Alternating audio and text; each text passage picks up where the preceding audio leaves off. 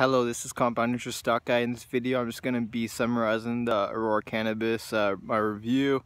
The audio wasn't very good on that other one, so just want to summarize what I think about Aurora with their, a little short skit. So stay tuned. If you're new to the channel, please subscribe, hit the bell down below. Give me a thumbs up, appreciate it. Also want to disclose I'm not a financial advisor. This is just for entertainment information purposes.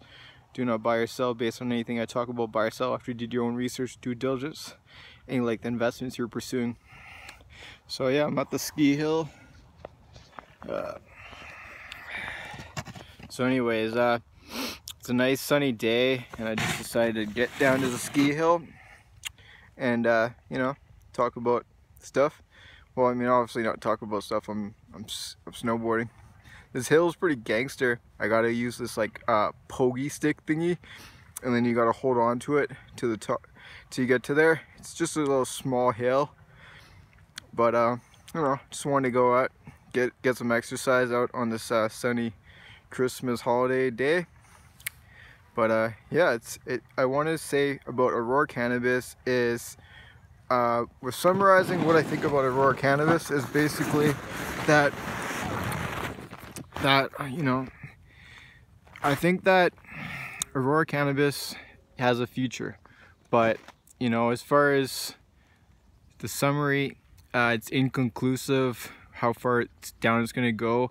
Another thing is, I was just came into my head is, what about if they're going to do a reverse split, or if they're going to acquire GGB, more dilution? So I wonder if the banks, they know all the information, so that's why they're taking it down even further. And there's if they're going to continue to do it this week, but I'm not very sure what's going to happen, to be honest. But I do know the chart's looking, it looks like it could do a doji on Monday, and then come like Tuesday start the trend reversal.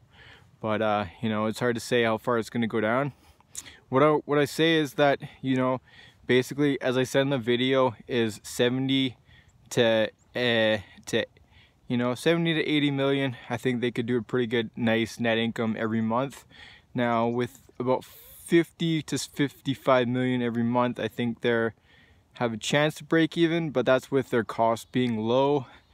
It's hard to say with the profit margins on the edibles. I'd like to see those. I did the math about what I think those are probably going to be around. I'm thinking that to make a cookie, like the pack of cookies, they're they're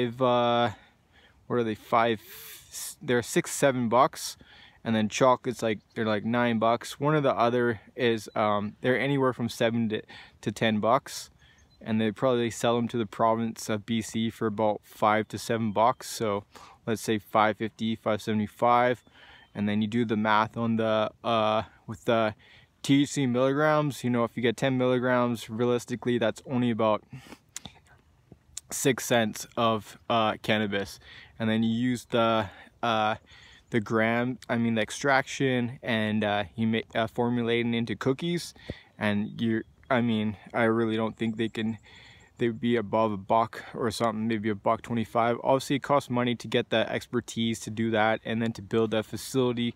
But I think honestly, if they're able to do that stuff in Europe and export it across the globe, medical, I think it's going to be a big game changer as far as the edibles and the vapes and all that stuff. You start doing it all over, so we'll see. Yeah, it's just basically it's a leader in the space. So yeah, they got about $1.1 billion in shares outstanding, and then they got about $1 billion in debt, and their debt to equity ratios are about 0.73.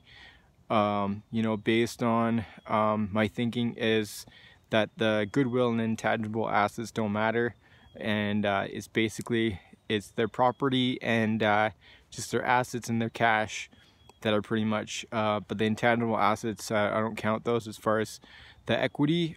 So then on the debt, about 1.1 billion.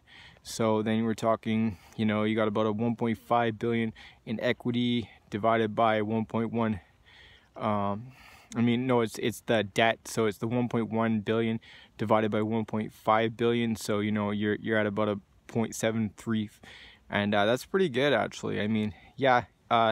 What a lot of people don't realize is a lot of these big businesses, they have a lot of debt. So people think like Apple's just like clean and proper and nothing's bad with the company, but they have about like $100 billion in debt. So, you know, that's something that is just in these big businesses, they need debt to make their growth, but basically it's all sums up into if they can make a net income. So I'm thinking, you know, it's Q2 right now, it's ending Q2, basically Q2 till end of December. I don't think it's going to be that great of a quarter. I think it's going to be anywhere from like, I'd say like 70 to 80 million dollars. Like obviously they'd have more revenue in the last end, like in December when they're shipping those products. So I mean, maybe there could be a big boost, maybe 85, 95 maybe, if there's like a lot of products that they pushed, and then everything else was just normal. As far as like estimating their revenues, it's too much of a wild card with the fact that the revenues decreased last quarter. So I don't really want to say like a fixed number, but I am gonna say it should be somewhere around like 75 to 95 probably. But obviously I think there'd be a pretty good loss, but it may not be as bad as last quarter in the reality of this, because with the fact is that they did try to cut down their costs with the Aurora Nordic, as well as with the Medicine Hat, the Aurora Sun facility. So that was like going to be a cost cutting about 190 million per year in the video. So I mean, yeah, for sure, if they can do let's say $40 million deduction, then like, okay, like they had to do a $72 million loss last quarter. So then maybe if the profit margins are better, yeah, you're still looking at about a 20 to 40 million loss, best case scenario, I think, for this quarter. But then the next quarter, maybe a little less, maybe 15, 30, maybe a little less, maybe 10, who's to say? But I don't think they're going to be profitable next quarter from January 1st to April 1st. And then with I think they could be close to positive EBITDA, but I'm not sure. I wouldn't put a wager on it. But the quarter after that, it from April 1st to what would be that, like maybe May, June, end of June, so July 1st, that is the quarter that I think has a chance to be break even or even a little bit of a net income and EBITDA. And then the quarter after that, I think they could post a pretty decent one from July 1st to, was it maybe October?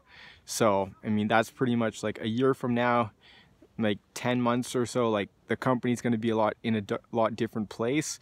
So we just have to stance appropriately. I don't have a position. I may buy 100 or 200 shares in the next couple of days based on the charts, but I just want to break it down, seeing as Aurora's never been this low, and you know, I want to look into them. I mean, realistically, I don't like them that much because of outstanding shares, but when you get down to a low enough number, you know, in the trend reversal, they are in my Berkshire Hathaway Canada portfolio at a 2% weighting. So I mean, for sure, who's to say? I mean, I think it wouldn't be a bad. So anyways, keep compounding your info, listen to my lingo, and shaka, peace. I'm out.